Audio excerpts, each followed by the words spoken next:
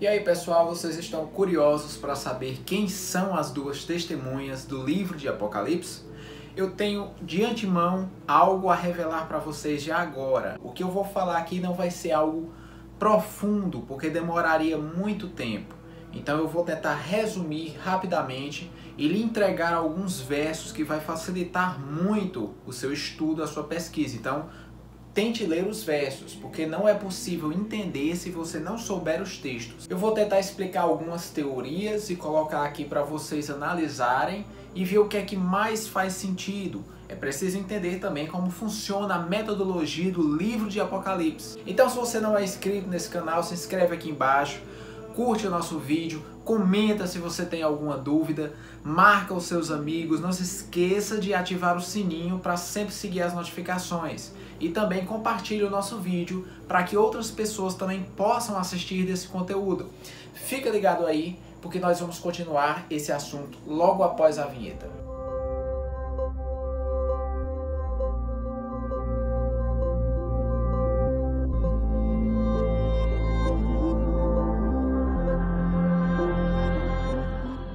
No livro de Apocalipse, capítulo 11, é mencionado duas figuras imponentes da Escritura Sagrada. Esses dois personagens que vão agir no tempo do fim são chamados de as duas testemunhas, mas muitas pessoas não sabem se eles são realmente pessoas ou se são apenas figuras de linguagem que estão remetendo a um simbolismo ou um povo. Há quem atribua a Enoque e Elias, porque ambos não morreram e as testemunhas precisarão morrer. Muitos afirmam que se refere apenas às Escrituras, como Novo e Antigo Testamento. Já outros apontam mais para o episódio da Transfiguração, onde aparece Moisés e Elias, um representando a lei de Deus e outro representando os profetas. Então, são inúmeras as interpretações. Eu estou citando aqui as que são mais conhecidas.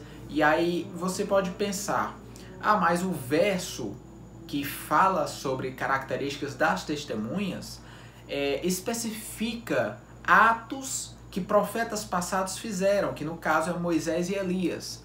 O capítulo 11 de Apocalipse vai falar que essas testemunhas vão ter poder para fazer fogo consumir, saindo de suas bocas, aqueles que tentem fazer mal a elas. Isso é uma característica muito peculiar de quando Elias foi cercado algumas vezes por inimigos e o fogo os consumiu. Uma outra característica das testemunhas é que elas também podem fazer não chover durante, especificamente, como diz o texto, 3 anos e meio. E Elias também fez esse milagre, fazendo com que 3 anos e meio não chovesse em Israel nem sequer orvalho. Então, muitos atribuem uma figura já certa como Elias, tanto por isso quanto por outras características, como ele ter subido em vida e também ter aparecido para Jesus no Monte da Transfiguração. Agora, o segundo personagem, muitos questionam se seria Enoque, se seria Abraão, se seria Moisés e muitos outros. Só que o próprio texto já revela que não são só essas duas, mas 5 aparições que são relatadas no Antigo Testamento sobre o que o texto aponta para duas testemunhas, ou então 2 oliveiras, ou então 2 castiçais. Esses castiçais estão referenciados como uma figura apontando para a oliveira que produz o azeite, que é colocado no castiçal e mantém o fogo aceso.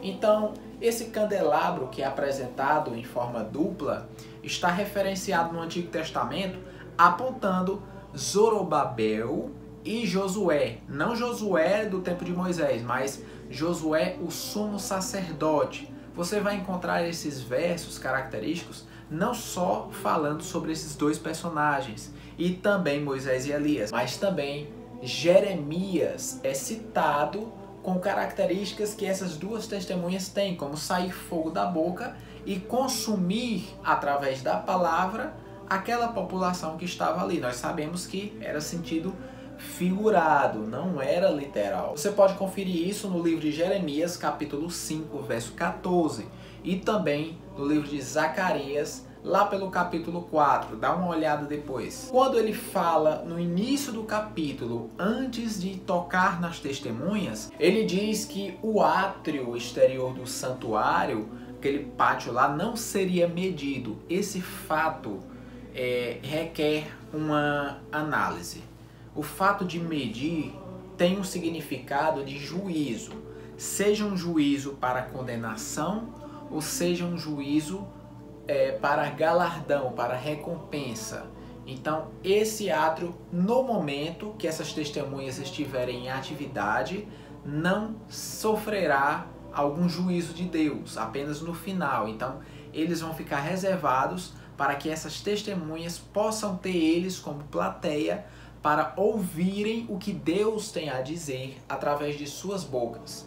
E todas as pessoas que estão contra essas testemunhas, elas vão sofrer pragas, elas vão ser atormentadas. E muitas vão se alegrar quando essas testemunhas morrerem. E parece ser um evento meio que mundial. O tempo que aparece aqui, como 1260 dias, equivale também a outras partes do livro de Daniel e de Apocalipse, que se referem a esse mesmo tempo, como por exemplo, 3 dias e meio, 3 anos e meio, porque são os dias proféticos. Eles vão se referenciar como 42 meses, vão se referenciar como metade de uma semana, mas todos esses cálculos numéricos aí referem-se a apenas um período de igual modo. Sobre as testemunhas serem duas, por que não uma só? Por que não 3? Por que especificamente 2? O próprio Jesus estava citando em João, capítulo 8, o que estava sendo referenciado na lei de Moisés, lá em Deuteronômio, capítulo 19, verso 15, a qual ele diz que para alguém ser acusado, condenado, entrar em juízo, é necessário que 2 testemunhas, no mínimo 2 testemunhas, sejam de prova contra ele. Eles têm características muito peculiares, eles se vestem de pano de saco. E essa é uma marca muito comum do povo árabe, do povo israelense, daquela região, a qual eles meio que se desfiguram quando estão tristes, quando estão abatidos, arrependidos, quando estão em estado de contrição. Se você notar, no próprio livro de Daniel, capítulo 9, no verso 3, você vai ver que ele fala que o povo de Israel está nessa situação por causa do cativeiro, da escravidão. E é muito importante lembrarmos que esse fato deles estarem de pano de saco não quer dizer realmente que 2 pessoas vão estar lá vestidas, trajadas dessa forma. Mas isso é um sinônimo de humildade, de simplicidade, de rebaixamento, de arrependimento, de contrição, de quebrantamento do coração e etc. Isso pode significar algo espiritual para essas testemunhas, não especificamente vestidas dessa forma. Zacarias 4, verso 14, fala dessas 2 oliveiras que são realmente testemunhas de Deus, mas muitas outras pessoas são elencadas na Bíblia como testemunhas, representantes de Deus. E o próprio Jesus é uma testemunha no livro de Apocalipse. O próprio Jesus é citado como a testemunha fiel e verdadeira. Para analisar, Jesus falou que a lei necessitava de 2 testemunhas para comprovar o testemunho de alguém. Jesus, para comprovar a sua própria palavra, ele se usou a si próprio como uma testemunha. E o Pai, que era um com ele usou como a segunda testemunha. Então, para comprovar a veracidade do que Jesus dizia, Jesus utilizou a si próprio como testemunha e ao Pai. Então, nós temos aí Jesus como uma figura de testemunha no próprio livro de Apocalipse. E aí entra uma parte interessante. A igreja, como sendo o corpo de Cristo, sendo uma outra parte de Cristo, seria ela a junção de Cristo e igreja, as duas testemunhas. Por quê? Eu vou colocar você para pensar. Quando Paulo estava perseguindo a igreja de Cristo, Cristo aparece para ele, Jesus aparece para ele e diz: Paulo, por que tu me persegues? Ou seja, Paulo estava perseguindo a igreja, mas para Jesus, Paulo estava perseguindo ele, não só a igreja. Então você perseguir a igreja é perseguir Jesus. Veja que esses dois estão conectados. Nós podemos ver aí um leque se abrindo. Porque se Jesus é a testemunha fiel e verdadeira no livro de Apocalipse, e nós colocarmos ele em ligação com a igreja, nós podemos ver que a igreja, estando com Jesus habitando dentro de nós, através do seu Espírito, possa ser essa as duas testemunhas do Apocalipse, porque o próprio livro fala e coloca as cidades a qual essas testemunhas estarão pregando como Sodoma e Gomorra. Só que ele diz que essas cidades serão espiritualmente Sodoma e Gomorra, não especificamente um lugar. Depois ele diz que é a cidade em que seu Senhor foi crucificado. E aí fica um pouco mais complicado. Seria a igreja que estaria em Jerusalém pregando, ou seria esses os 144 mil? Que não seriam exatamente um número exato, porque esse é um modo que os judeus utilizavam para especificar um número incontável de pessoas. Como é que eles faziam? Através de multiplicação dos mesmos números. Por exemplo, Jesus tinha 12 apóstolos, Israel tinha 12 tribos. Então essa similaridade multiplicada, 12 vezes 12, nós temos 144. E de onde é que veio os 1000? Significa multiplicação, grande número multiplicativo. Então, 144 mil. Muitos pensam que é um número literal, exato e contado, mas não é. É representando todo um povo que realmente está cada vez mais crescendo e passa da casa dos milhões. Isso os que estão vivos. Muitas pessoas querem ficar realmente com o argumento de que a segunda testemunha, além de Elias, seria Moisés, porque possivelmente Deus o havia ressuscitado. Por isso que há lá na frente a briga de Satanás disputando o corpo de Moisés com Miguel, o arcanjo. O Senhor teria ressuscitado, levado Elias e Moisés para o futuro, falaram com Jesus, não se sabe o que, e foram levados mais ainda ao futuro para serem as testemunhas do Apocalipse. Mas claro que isso é uma teoria. Aí você surge com aquela dúvida: mas é possível morrer duas vezes? Porque existe um verso bíblico que diz que ao homem está determinado morrer uma só vez. Calma, eu vou explicar. O verso está se tratando de uma luta que o escritor da carta está travando com aquela igreja, porque existia a crença da reencarnação, que a pessoa morria, reencarnava lá na frente, vivia na terra e morria de novo. Então ele disse isso com essa base, para dizer que o homem está determinado a morrer uma só vez e não ficar reencarnando.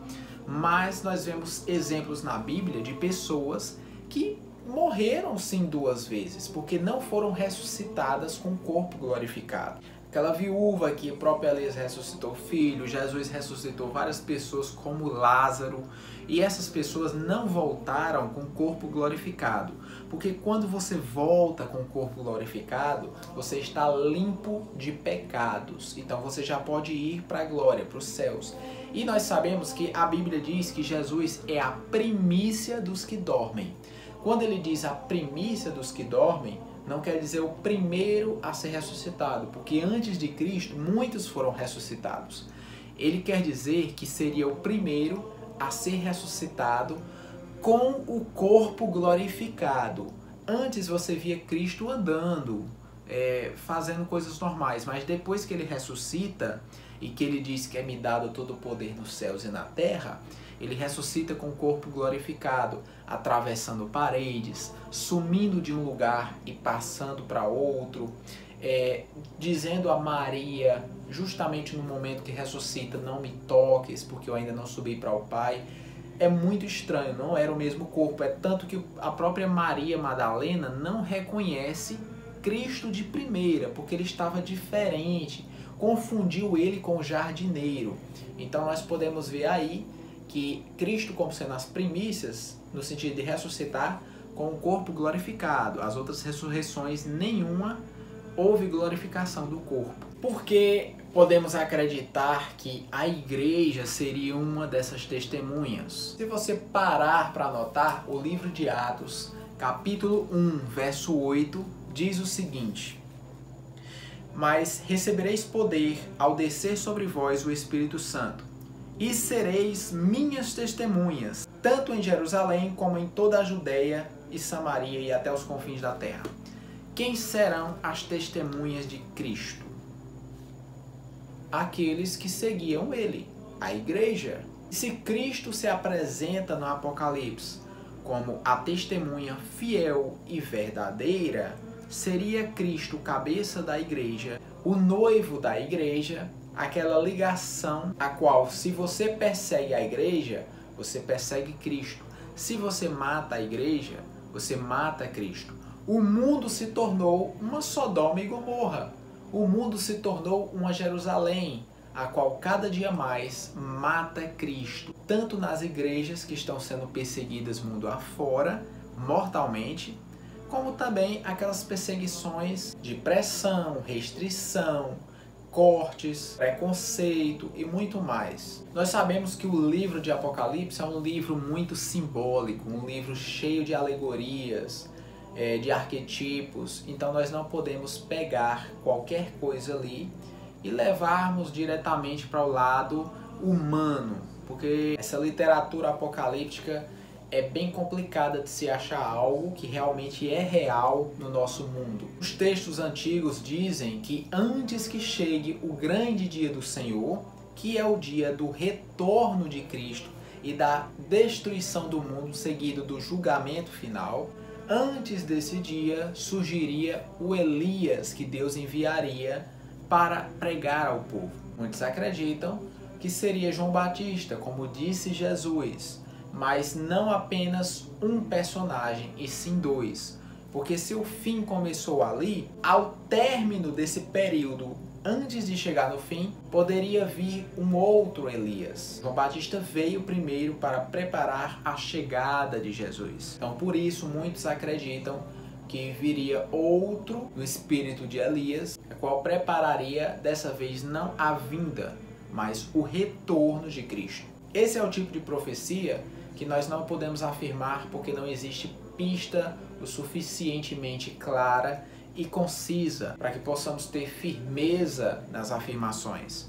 O que nós sabemos é que vai haver duas testemunhas, sejam elas literais, humanas, ou sejam simbólicas, representando a igreja, representando Cristo. Mas o fato mais importante é que elas terão o poder de Deus, a palavra de Deus para a humanidade em seus últimos dias. Muitos se atormentarão, mas ao mesmo tempo, muitos se converterão. Esse é o tipo de profecia que nós só vamos entender quando começar a acontecer. Então vamos assimilar e vamos lembrar da profecia, fazendo assim confirmar a dúvida que não quer calar. Deixa aqui nos comentários o que é que você acha. E assim eu vou tentar tirar algumas dúvidas, tentar responder alguma coisa que eu deixei passar aqui ou que você não entendeu. Então não se esqueça, curte o nosso vídeo, comenta, se inscreve, faz tudo isso aí porque ajuda bastante a gente a engajar nos nossos vídeos e ser divulgado cada vez mais. Hoje ficamos por aqui e nos vemos nos próximos vídeos.